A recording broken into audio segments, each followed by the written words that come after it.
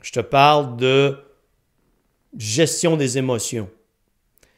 Problème de comportement très spécifique qui nuisait à la performance de l'athlète et tu donnes à l'athlète des outils pour contrôler le problème et il ne veut pas les mettre en application parce que, pour une raison quelconque, est-ce vraiment de l'autosabotage? Il continue d'adopter ces comportements pour ne jamais réussir. Est-ce que l'athlète conçoit dans ces conditions qu'il ne mérite pas de réussir et qu'il s'auto-sabote? Je ne suis pas allé aussi loin, ça ne me tentait pas.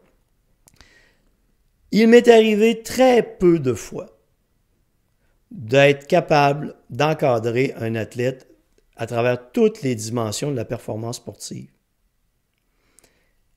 Toute une structure, une planification, une orientation qui touche l'aspect psychologique, émotionnel, préparation mentale, entraînement, nutrition, gestion du sommeil, gestion des réserves énergétiques, biomécanique. Très rarement. Très rarement.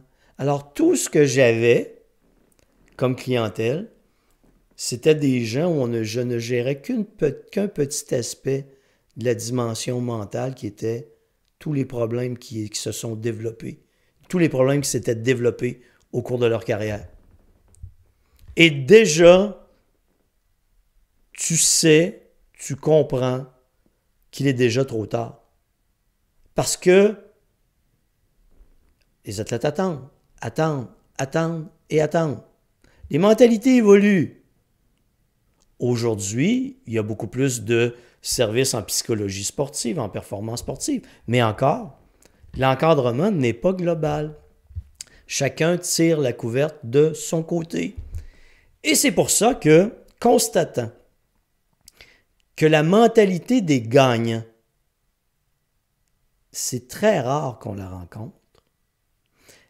Une mentalité de gagnant, je le positionne, c'est quelqu'un, tu vas l'avoir entendu celle-là, en perte de poids. La mentalité d'un gagnant, c'est quelqu'un qui, malgré les difficultés, est toujours mentalement positionné en recherche de solutions. Le geignard, le pleurnichard, est celui qui, à la moindre difficulté, se plaint, conçoit le pire, imagine les pires scénarios catastrophes et n'avance pas. Est-ce que ça se construit, cette mentalité? Je crois que oui. Je crois que ça peut se construire.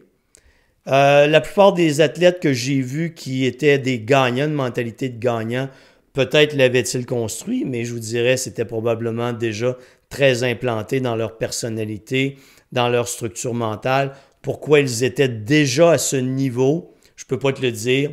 Je n'ai pas de données scientifiques, je n'ai pas analysé cette dimension des athlètes, mais c'était fascinant de voir cette énorme différence. Tu as d'un côté un athlète qui rencontre une difficulté, qui se met à se plaindre, à imaginer les pires scénarios catastrophes.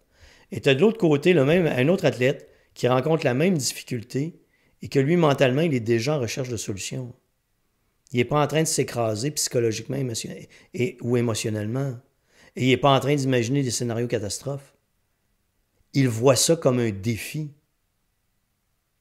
Et amener un athlète à ce niveau, ça peut se faire.